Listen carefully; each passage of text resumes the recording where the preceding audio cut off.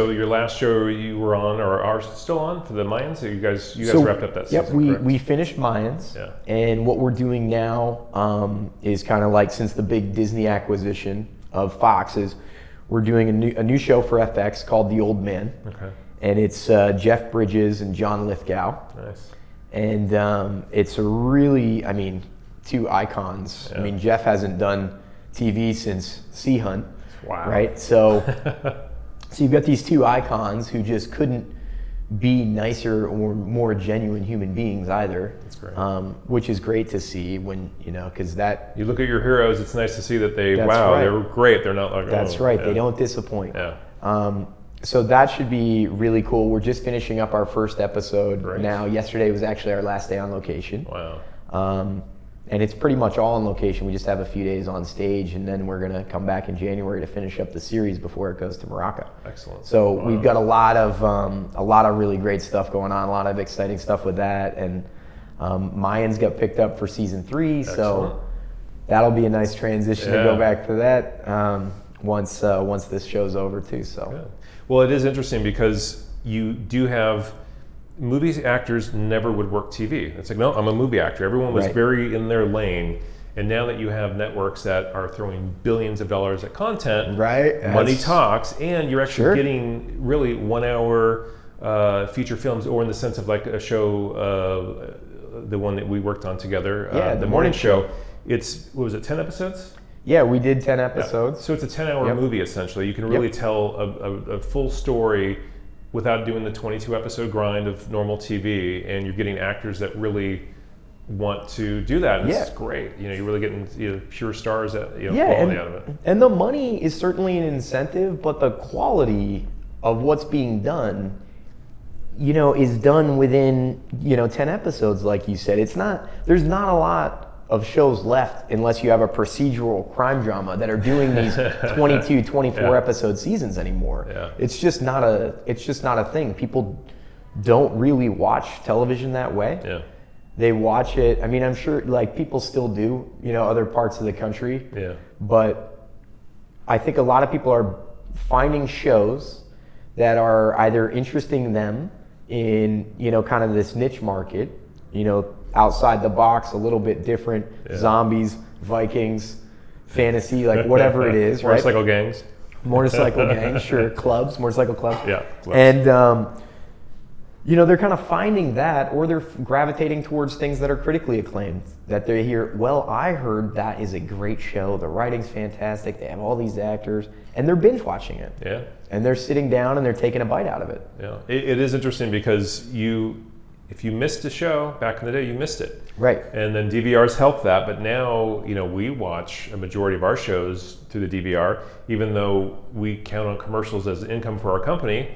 I still will fast forward. I've noticed on certain shows that they are product placement in feature films and TV shows is really prevalent right now. Yeah. And because they still have to sell their product, and they'll find a way to do it. So it's interesting how technology and it's really changing things dramatically. Yeah. How people watch. Okay, let's start making it work for these people, and. Well, yeah. I mean, 10 years ago, you would never say, "Oh, I was streaming that show and I watched it on my computer." Yeah. Yeah. That just wasn't a thing. People just weren't. That wasn't something you'd say in conversation. Yeah. Now it's like, oh, I just binge watched the whole season. Oh, okay. I don't even have a television right now. I got a projector as a gift from Kurt Sutter when we finished this past season of Mayans. And I have, my streaming accounts, and I just plug it in. And there you go. And like the kid, I just watched, we just had a movie night with the kids, and I've got 3 little girls. We just watched Adventures in Babysitting on the projector. It was like, just put the projector up on the wall, watch the show, watch the movie. It was an event. It wasn't like we're just gonna sit in front of the glowing box, and just do this. Yeah. What's next? What's next? Right? There's no more channel surfing. It's I think the version of channel surfing is, there's so many things I could watch on Netflix. Let me stream through it. I spend more time watching trailers than I do watching a show. I spent 45 minutes just trying to figure out what I wanted to watch. I'm like, now I'm going to go to bed. It's too late. So That's right. That's right. Before you know it, you're like, okay. Well, so speaking of your family, your job is definitely demanding. Yes. Not only in what you do, but the time it takes. So how has that been? I know both take time, whether you're on a feature film or on a TV show, but what's the difference of family life when you're in town as opposed to when you're out of town? Well, I've been trying to stay in town as much as possible because it is, I would say, a career like this, right? Whether in anything you do in the film industry, it's not just as a location manager, but as a location manager, your phone doesn't stop ringing, right? So it's like you're dealing with the first problem when the trucks can't park in the morning, or there's a bogey there, or something's happening, or the site rep is running late and they can't get into the building. You're dealing with that first problem of the day, okay? And you're dealing with the last problem of the night. Hey, the gate's locked, the crew's trying to come back here. I can't, what happened to the guard? Where did they, maybe they used the restroom. You're like trying to just figure all this out. Okay, let me see who's there. I'll make a call. You're dealing with all of that. So it's like, I think, with any career in the film industry, it's really like a dedication from everybody involved in the family, right? It's like you're dedicated to that job. Yep. And there's a toll that's paid on a family like that, and it's hard. And if you're in a marriage, it's both people have to be dedicated to that career. And if two people have careers, I feel like it probably makes it a little bit easier, but then you don't have people with the kids. So it's really just like trying to figure out what the best work-life balance is and what works best for everybody. So I've learned a lot from my experiences. It's like going through, a separation and kind of a divorce and trying to figure out, okay, now I'm a single parent with 3 girls, and how do I juggle my career and raise them? Yeah. I really feel like it's all about who you work with. And I'm very, very lucky at this, stage of my career that I've been able to pick and choose them as much as they pick and choose me. Yeah. And it's finding that understanding. Luckily, there's been a lot of divorces in the film industry, right? So people can relate, unfortunately. Yeah. But what I've done is kind of the people that I've worked with a lot, and I'm telling you this from a very real perspective because this is real life.